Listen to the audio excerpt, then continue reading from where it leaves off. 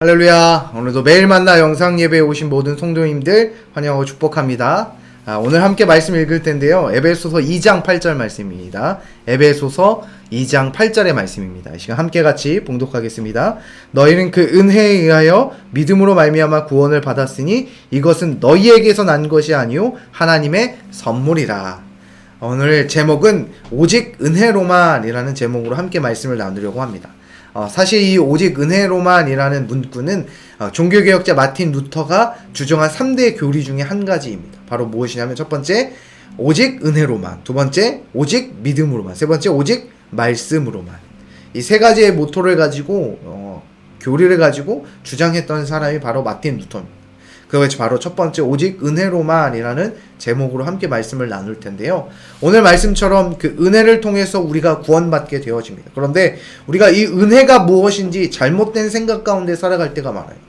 어떻게 생각하냐면 보통 교회에서 어떤 문제가 났을 때 쉽게 하는 말들이 있습니다. 그것이 무엇이냐면 은혜로 합시다.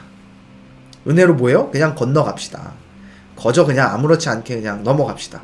이렇게 생각할 때가 있습니다. 그런데 은혜는 그런 것이 아닙니다. 그런 잘못된 은혜의 생각 가운데 또 한 가지가 무엇이냐? 바로 은혜가 뭐다? 공짜라는 것입니다. 반은 맞지만 반은 틀려요. 은혜 우리에게 주어진 거는 공짜로 주어졌어요. 그런데 그 은혜라는 것은 그 은혜 자체는 공짜가 아니에요. 은혜는 너무나도 값지고 귀하다는 것이.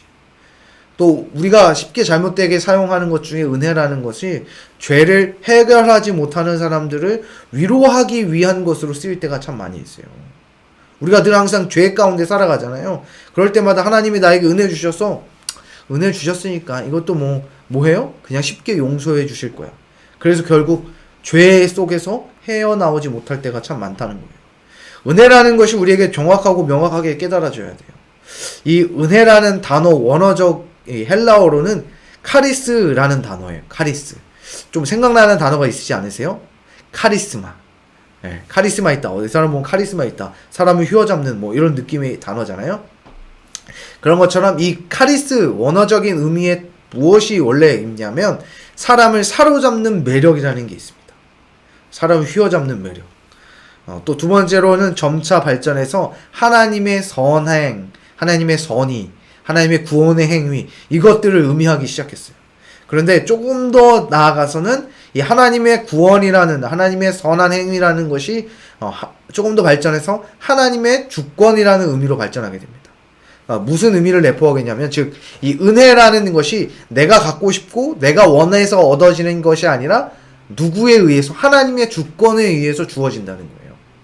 우리가 은혜를 잘못 생각하면 내가 원할 때, 필요할 때마다 어떻게 갖다 쓰는 것처럼 생각할 때가 있어요. 그런데 그렇지 않다는 거예요. 하나님의 은혜는 하나님의 주권에 의해 주어지는 거예요. 하나님이 원하시면 주시는 거예요. 그것이 조금 더 발전해서 은혜라는 것이 구원의 새로운 질서의 삶으로 살아가게 된다는 의미를 내포하고 있다는 거예요. 이 원어적인 의미들이 계속 발전해 옵니다. 구약에서부터 신약에 오면서 이 은혜라는 단어가 단순히 그냥 사람을 사로잡는 매력이 아니라 하나님의 구원의 행위, 더 나아가 이 구원의 행위가 하나님의 주권에 의해서 주어진다는 것, 그리고 그 구원의 주권에 의해서 주어지는 은혜가 내 삶의 새로운 질서로 가져오게 된다는 것이, 이게 원어적 의미들을 가지고 있습니다. 그러면 이 의미들을 통해서 우리가 은혜를 어떻게 이해해야 하느냐? 바로 은혜는 공짜가 아니라는 거예요. 이 은혜라는 것이 사실 제가 이제 성도님들에게 선물을 주면 받는 성도님들은 그 선물이 뭐예요? 공짜예요. 그런데 그 선물을 사기 위해서 저는 뭐래요? 값을 지불합니다. 그렇듯 대가를 내가 치르지 않았을 뿐 그 선물, 그 은혜는 뭐예요? 값이 치러진 거라는 거예요. 누구의 값? 하나님의 독생자 예수 그리스도의 보혈의 피값으로 주어졌다는 거예요. 그 값을 통해서 주어진 은혜라는 겁니다. 그래서 그 은혜라는 것은 공짜가 아니에요. 우리가 받는 것이 우리의 행위로 난 것이 아니지만, 우리가 어떠한 노력과 수고로 얻어지는 것은 아니지만, 그 은혜라는 가치, 우리에게 주어지는 그 은혜라는 가치가 그냥 헛한 것이 아니라 너무나도 소중하고 귀하다는 거예요. 그것들을 기억하시기를 주님의 이름으로 소망합니다. 또한 그 은혜는 우리의 위로가 아니라 변화를 가져온다. 하나님이 우리에게 은혜 주셨을 때 그 은혜는 내 삶을 뭐 하는 거예요? 구원의 새로운 질서로 변화시키게 만든다는 거예요. 우리는 쉽게는 첫 번째, 우리가 은혜를 받으면 구원받은 자로서 뭐가 돼요? 죄인에서 의인으로 바뀌게 됩니다. 우리의 삶의 죄인의 삶에서 의인의 삶으로 바뀌게 됩니다. 그것이 은혜예요. 그렇듯 내 삶을 완전하게, 내 원초적인 죄인이라는 속성 자체를 뭐 하는 거예요? 거룩한 의인으로 바꾸어 주세요. 더 나아가 우리의 삶의 변화를 가져오는 원동력이 된다. 내 삶을 변화시키는 것이 은혜입니다.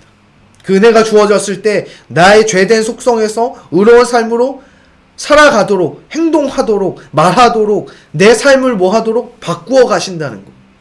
지금까지는 죄인된 행동들로 살아왔는데, 하나님을 믿지 못하는 행동들로 살아갔는데, 이제는 그 은혜를 통해서 내가 하나님을 믿는 믿음의 행위들로, 믿음의 행동들로, 믿음의 뜻을 따라 순종하며 살아가게 되어진다는 것입니다. 그것이 올바른 은혜예요. 그런 은혜 가운데 우리가 살아가기 위해서 해야 하는 것들이 있습니다. 이것이 교회에서 늘 항상 반복하면서 끊임없이 이야기하는 거예요. 귀가 닳도록 지루하고 또 원초적인 이야기지만 그래도 이것은 우리가 꼭 기억해야 하는, 들어도 계속해야 하는 것, 바로 영적 훈련, 하나님을 예배하는 것입니다. 우리는 날마다 하나님을 예배해야 합니다. 주님의 성전에 나와 예배해야 하고 또 온라인을 통해서 예배해야 하고 내 삶의 자리에서 하나님 앞에 예배해야 합니다. 그것이 은혜 받은 자가 행하는 행동들이, 새로운 삶으로 살아가는, 은혜를 통해 의로운 자가 된 자가 보여줘야 하고 나타내야 되는 모습입니다.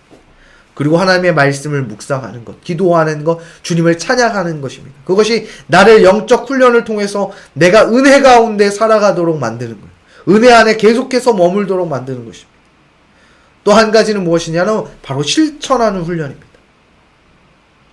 하나님이 주신 그 은혜를 나를 통해 흘려보내는 것, 복음을 전하는 것, 또한 섬기는 것, 나누는 것, 베푸는 것, 용서하는 것, 이해하는 것, 그것들을 다른 사람들의 어려움과 힘듦을 같이 수고로서 나아가는 것입니다. 그러한 하나님의 은혜를 흘러보낼 때 내가 올바른 은혜를 이해하고 그 은혜 가운데 머물며 살아가는 것이, 그것이 바로 하나님을 믿는 믿음 안에서 구원받은 자가 하는 삶의 모습이 되어진다는 것입니다. 오늘 이 시간 은혜 가운데 살아가시기를 주님의 이름으로 소망합니다. 올바른 은혜를 통하여 깨닫는 자가 되기를 주님의 이름으로 소망합니다.